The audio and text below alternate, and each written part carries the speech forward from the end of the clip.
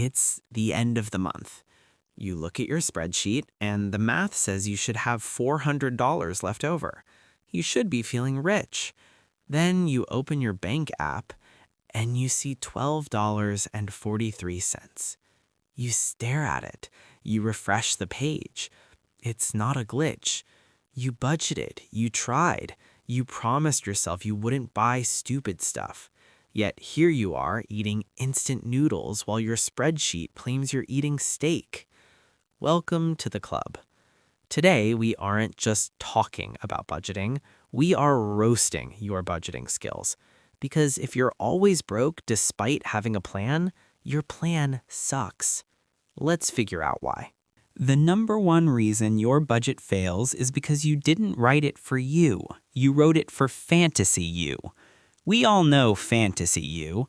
Fantasy you is an amazing person. Fantasy you never gets tired, never gets stressed, and loves cooking from scratch every single night.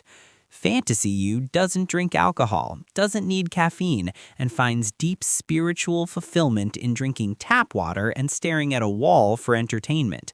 So when you make your budget, you make it for that person. You look at your grocery category and say, I can live on $150 a month for food. I'll just eat rice and beans. You look at your entertainment category and put 0 because fantasy you is going to spend the weekends reading library books and hiking for free. Here is the problem. Real you exists, and real you is tired. Real you had a bad day at work and hates rice and beans. Real you wants a pizza. Real you wants a beer. Real you wants to go to the movies because staring at a wall is boring. So Monday comes around, you stick to the plan. Tuesday, you stick to the plan. Wednesday, you have a meltdown, order $40 of takeout, and blow the entire week's fantasy budget in one meal. Then you feel guilty, so you give up on the whole month. Your budget is failing because it's a lie. It's a work of fiction. You are setting yourself up to fail by creating a financial prison that no human being could actually live in. You need to budget for the person you actually are, not the monk you pretend to be on the first of the month. Let's talk about the leaks, the little ones, the ones you ignore because they're only $5. You're obsessed with the big wins. You spend hours researching how to save $20 on car insurance. You cancel the gym membership you actually use to save $30. You feel like a financial genius, but then you ignore the daily bleed. That $4 coffee, it's only $4, you say. That upgrade on your combo meal, it's only $2. That subscription to a streaming service you watched for one show 3 years ago and forgot to cancel, it's only $10. The delivery fee because you were too lazy to drive 5 minutes, it's only $5. Here is the math lesson you skipped. A lot of small numbers equal a big number. You are bleeding out from 1,000 paper cuts while you're busy trying to put a bandage on a gunshot wound. You check your statement and it's just page after page of tiny transactions. $5 here, $8 there, $12 there. It looks harmless individually, but collectively, that is your savings account. That is your vacation. That is your financial freedom being eaten alive by convenience store snacks and apps you don't use. You aren't broke because of your rent. You're broke because you have zero respect for the single dollar. You think the single dollar is trash, but if you throw enough single dollars in the trash, eventually you're throwing away your whole paycheck. This one is my favorite. This is the biggest lie we tell ourselves. You blow your budget, and when asked why, you say, oh, well, an unexpected expense came up. Really? Was it unexpected? Was it really? Let's look at these emergencies. Christmas. It happens on December 25th, every single year. It has been on that date for centuries. Yet every December you act shocked that you have to buy gifts. Oh no, where did this holiday come from? I have no money for it. That is not an emergency. That is poor planning. Your car needing an oil change. It's a machine. It needs maintenance. That is not a surprise. It's a requirement of owning a car. Your best friend's birthday, your annual insurance premium, your Amazon Prime renewal. These are not emergencies. These are irregular expenses. They happen, just not every month. But because you only budget for a normal month, the second anything irregular happens, you fall apart. And here is the harsh truth. There is no such thing as a normal month. January, holiday debt hangover. February, Valentine's Day. March, car registration. April, taxes. May, mom's birthday. June, wedding season. Every month has something. If your budget only works in a perfect vacuum-sealed laboratory where nothing ever happens, your budget is trash. You need to stop treating known events like surprise attacks. Let's get into the psychology. Let's talk about your feelings. You work hard, I know you do. You put in the hours, you deal with your annoying boss, you commute in traffic, and at the end of the week, your brain whispers to you, you deserve this. You deserve the shoes. You deserve the expensive cocktail. You deserve the new tech gadget. You deserve to order delivery because you're too tired to cook. I work hard for my money, you say as you swipe your card for something you can't afford.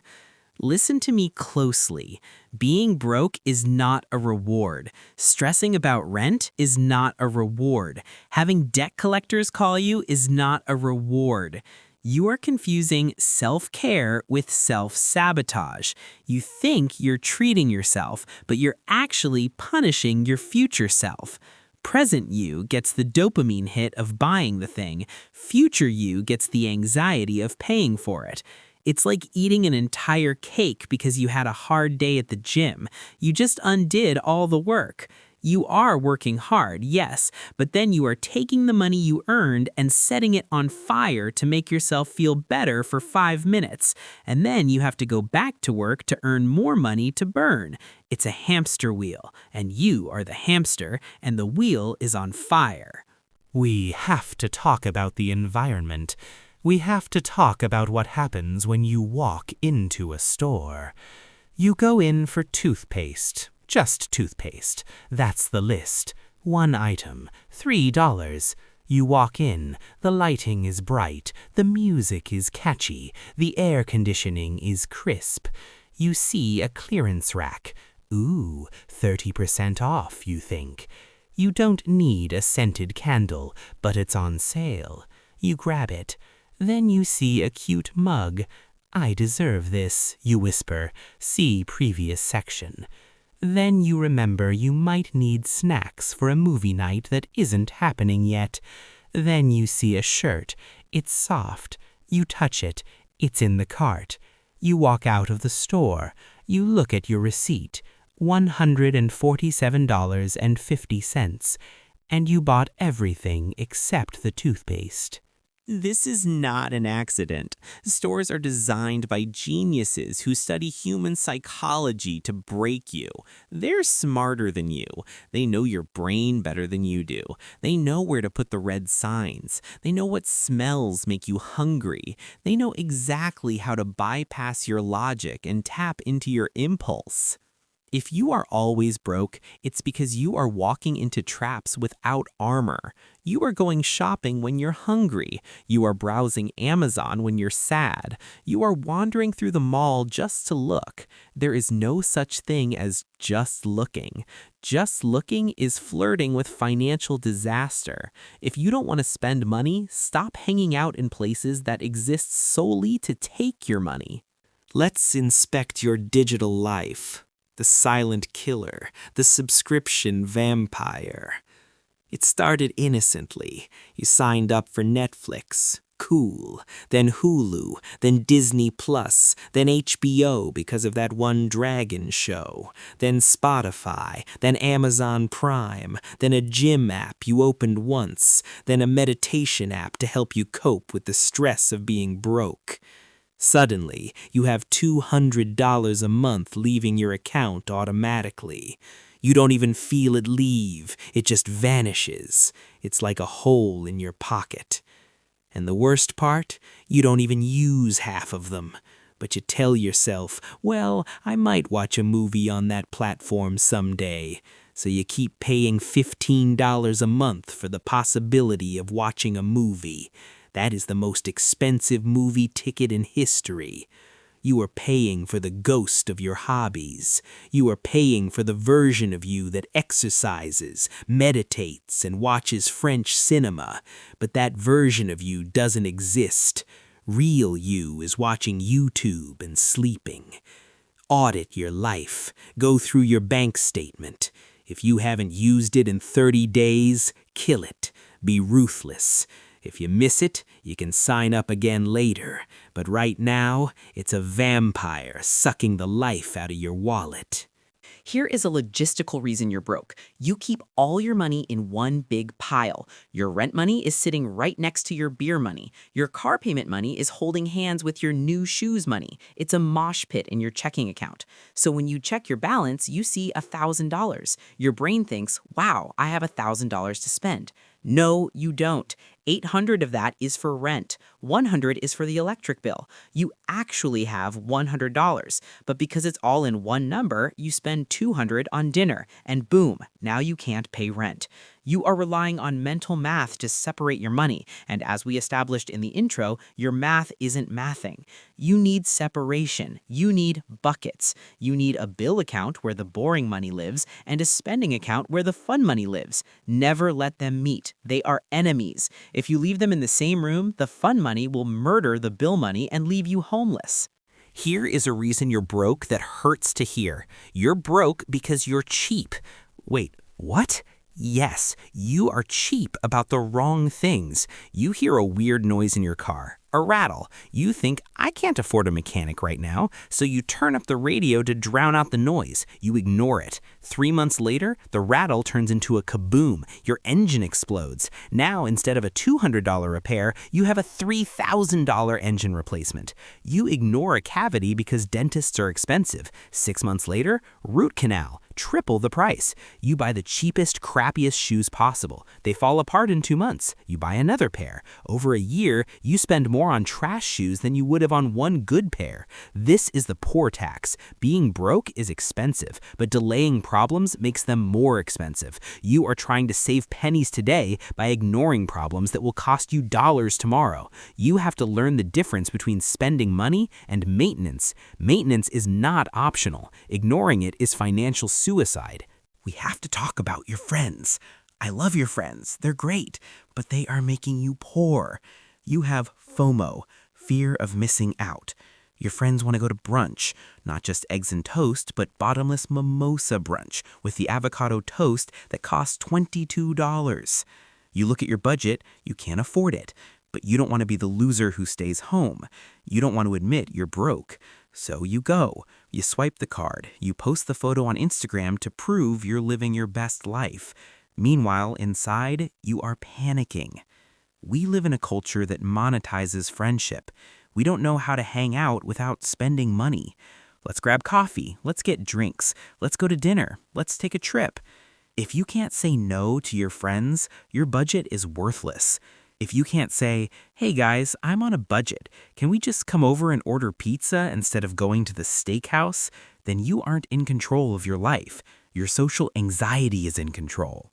True friends won't care if you're broke. They just want to hang out. If your friends make you feel bad for not spending money, you don't need a bigger budget. You need new friends. You're bleeding money, you're delusional, and you're addicted to spending. How do we fix it? It's not about finding a better app. It's not about making a more complicated spreadsheet. It's about automation and realism.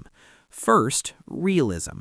Go back to your budget. Look at the food category, double it. Seriously, if you think you spend $200, put $400. Be honest. Look at the fun category, put actual money in there. Give yourself permission to spend. When you plan for the fun, it doesn't ruin the budget. It is the budget. Second, automation. Stop trusting your willpower. Your willpower is weak. It's tired. It wants a cookie. Set up auto transfers. The day you get paid, the money for bills should instantly move to a separate account. The money for savings should instantly move to a savings account. Do not let the money sit in your checking account waiting for you to decide what to do with it. If you have to decide, you will decide to buy tacos. Remove the choice. Make your financial life boring. The more boring it is, the richer you will be. Budgeting isn't a punishment. It's not a cage. It's a key. It's the only thing that unlocks the door out of this mess. So stop writing fantasy novels in Excel. Stop lying to yourself. Forgive yourself for the money you wasted yesterday. It's gone. You can't get it back. Focus on the dollar in your hand right now. Don't let it slip away. Give it a job. Watch it like a hawk. And for the love of everything holy, stop buying things you don't need to impress people you don't like. You can do this, but you have to wake up. This is Suck-Cess, helping suckers suck less at money.